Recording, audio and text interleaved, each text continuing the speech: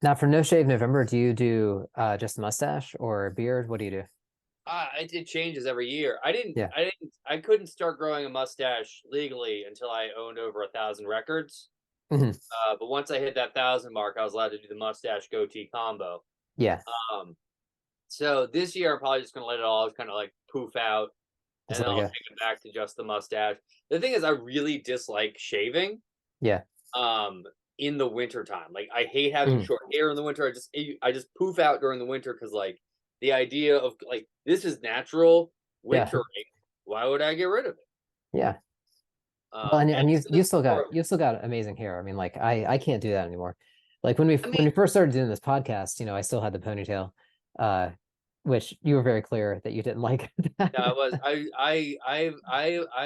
I'm a person, and I think I have ended 4 to 5 ponytails, and I've had a ponytail twice in my life. I Yeah. had a young man's ponytail, and then I had a COVID ponytail that was all the way into a low man bun. But Mm. there's too much hate for the man bun. I think the problem isn't the man bun. The man bun down here makes sense. It just keeps it off your neck. It's when it's up Yeah. here that it's a problem. It's when you put it up here. Oh, wait 1 second. Um, Panda, don't eat that. As I said before, I'm gonna bring this up. We're getting our house worked on. Oh, Panda, stop it. Yeah. We should start the timer. Yeah, Panda and I'm stuck with Panda and Fanta. Don't ignore that hissing. She's fine. Oh, you're fine. It's okay. I know she doesn't like being in a little room, Mhm. but she's gonna scratch at doors and stuff. Have we started that timer? Hi, Andrew. Hi, Brandon. Timer started. Okay. Did you Booyah. bring a word to the pile that we will no longer use? We have gotten rid of mugs, new mugs. We have gotten rid of the idea of using the word nostalgia. We have gotten rid of pretentious. We have gotten rid of all Lee words. Do you have a new one to bring to the pile? Well, I've got a branch off of that idea, Okay. and I got this idea. Actually, it was kind of while we were doing the podcast last time because I was thinking about something that I had literally just read like a couple minutes before the podcast. So I think so. Is it fair to say that you're also a fan of David Sedaris, right?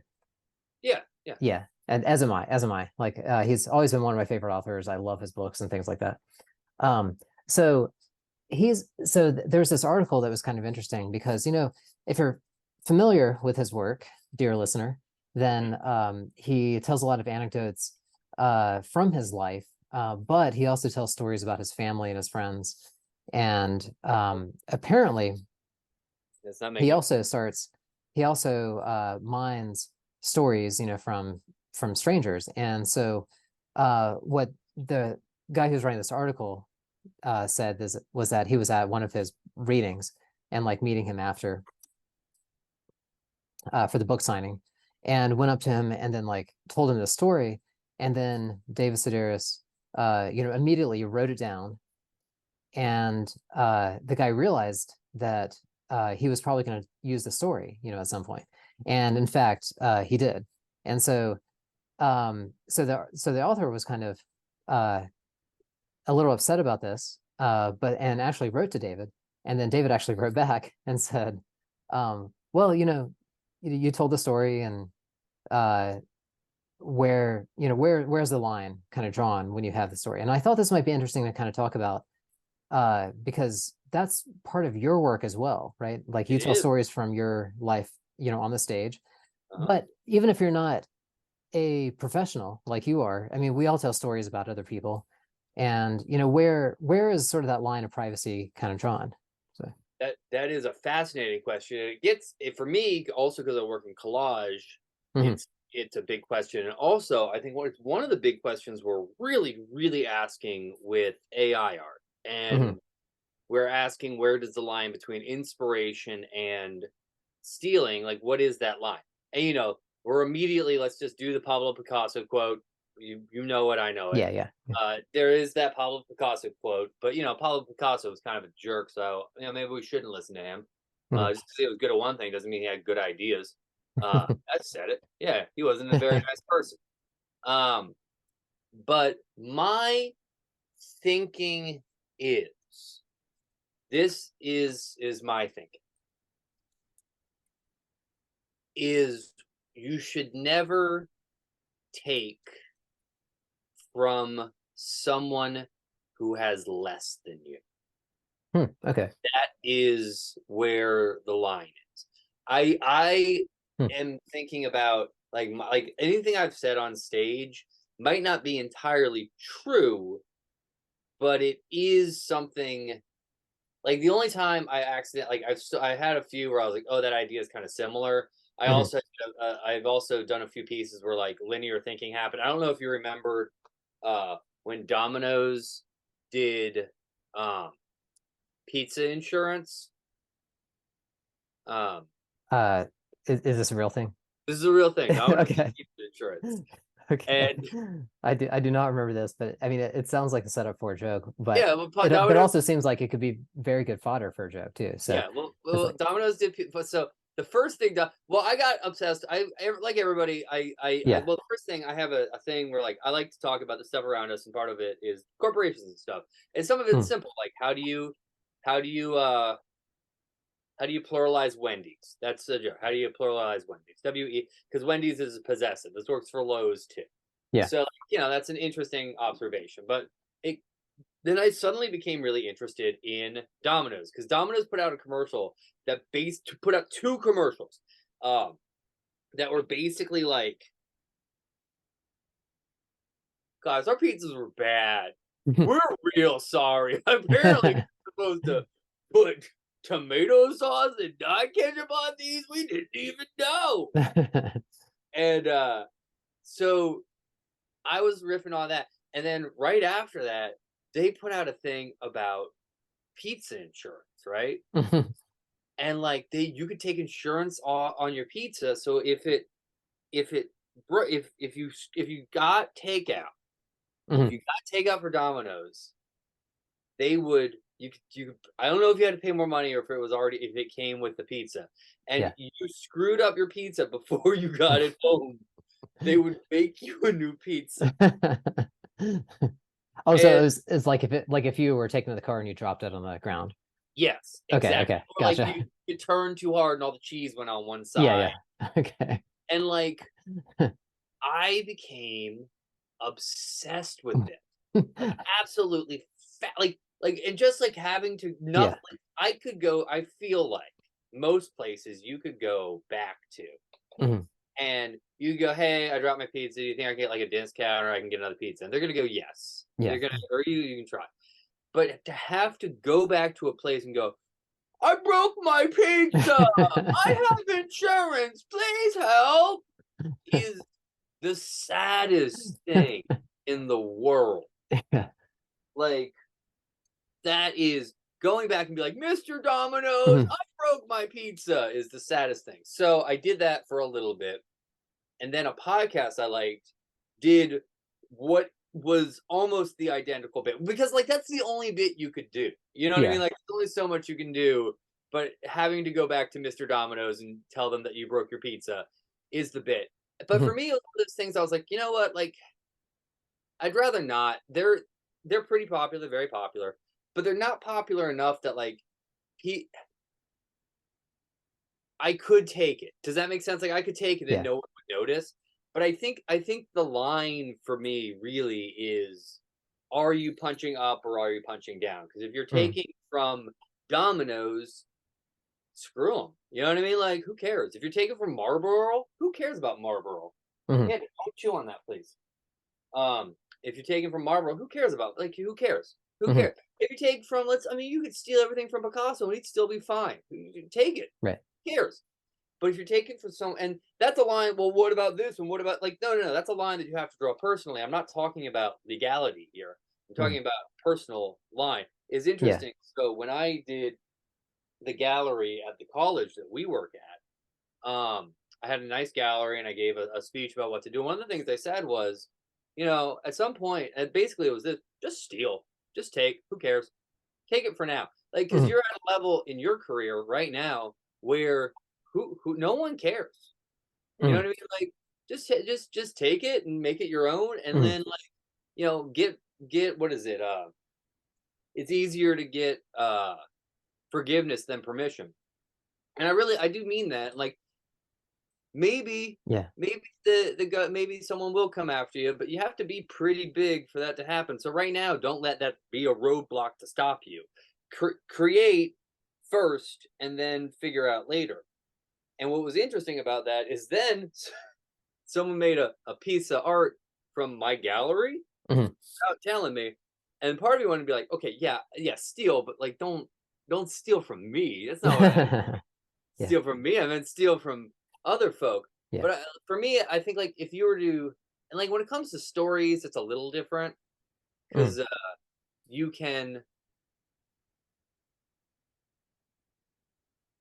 That's something that you're taking away from someone else. You know what I mean? Mm. Like now that dude can't tell that story without being like, oh yeah, you're just taking that from Dave Sedaris when actually it's the reverse of that. You know? Right.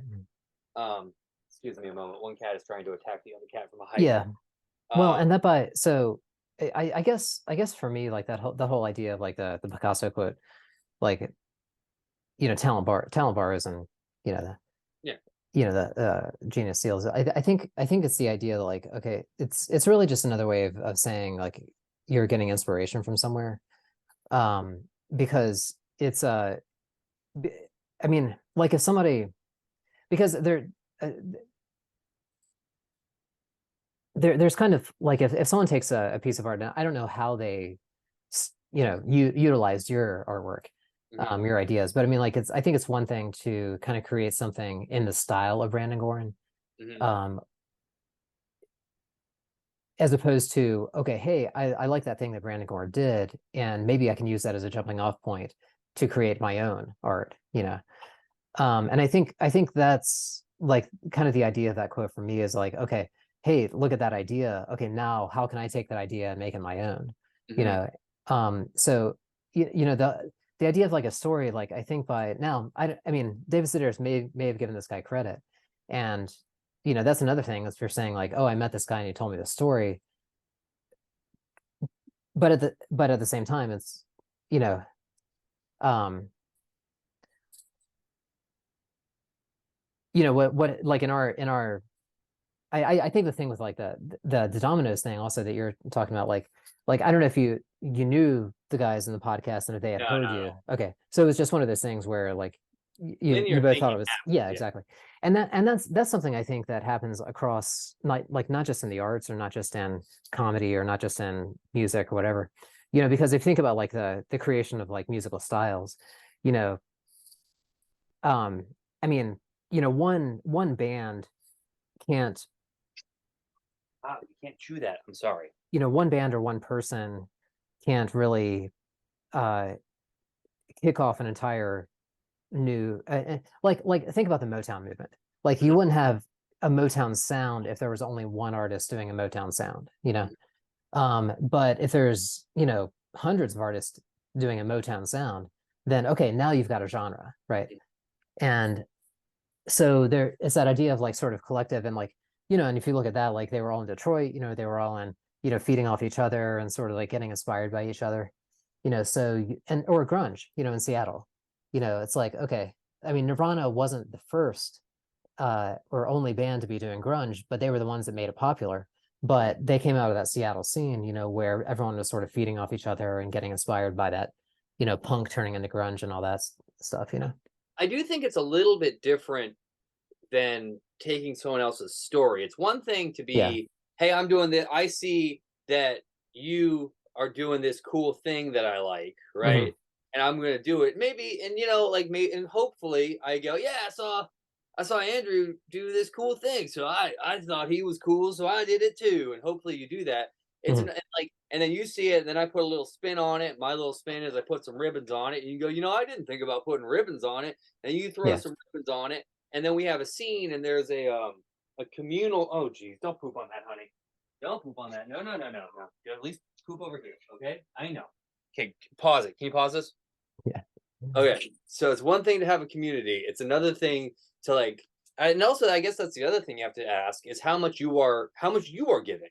I think you can ask how much should I take, but the Hmm. question should then be how much am I giving to that other person? Let it Yeah. be money, fame, new ideas. If you're Mhm. giving that to them, um, that seems fair. But if you're not, like, then then you're taking away their shine. You're only Mhm. at, not if you can, one of your jobs, I think, maybe we lift each other up is the Yeah. goal, right? Mhm. If we cannot do that, why are we? I don't want to be the only one who wins. That's not how art should work. Right.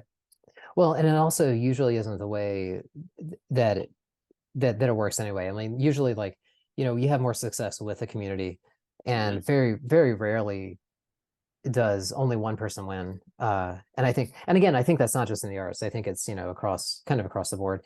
Like, even though, I mean, like, we all, you hear business people talk about like business competition and like um the uh that it okay. I listen to a bunch of economic podcasts. They talk about like the invisible hand and stuff like that. Anyway, we don't have to get into that. But like, talk but I get it. or like the market forces, and things like that. So it's, yeah. But basically, just think about like something that like records. Okay.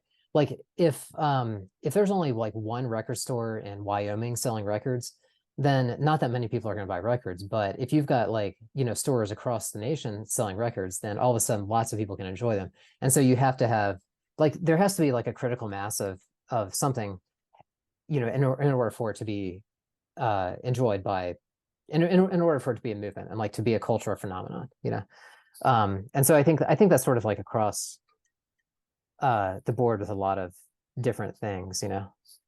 So But what we're trying to say is mhm. a rising tide Yes. lifts all boats, but if your ship's too big and gets stuck in the canal, and it can ruin up transportation for everybody. So you Exactly. can be a rising tide and not that ship that's too big that gets stuck, it gets stuck in the canal.